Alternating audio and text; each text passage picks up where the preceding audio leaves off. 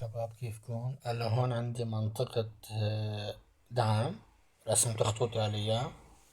عم استنى الشموع لتلمس بالخط حتى أحسن أخدها. بقى خلينا نشوف شو راح يصير معنا. خلينا نجيب خط أفقي تاني.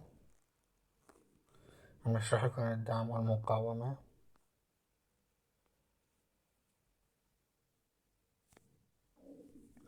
أنا من هذا خلينا نشوف. هذا هو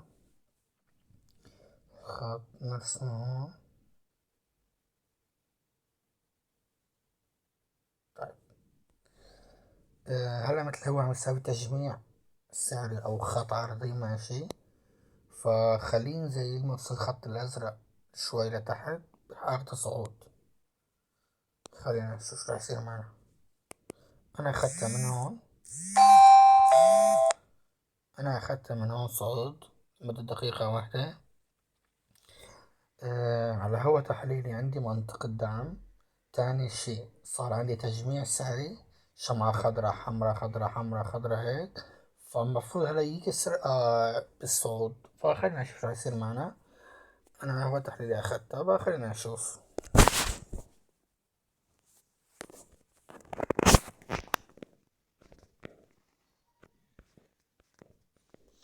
طبعا على فريم الدقيقة عم نحلل ونشتغل على فريم الدقيقة. خلينا نشوف.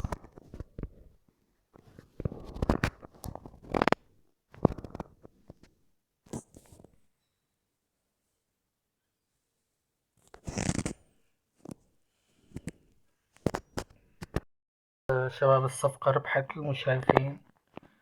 الصفقتين اللي أخدتهم أنا هدوهن اليوم. هي اليوم الصفقتين اللي أخدتهم هاي وهاي. الصفقات ربحوا مثل ما شايفين. قلت لكم أنا راح أخذ الصعود.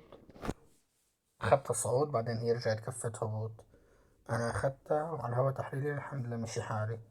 هذا كان هو شغلنا اليوم. هي شرح الدعم والمقاومة. يعطيكم العافية.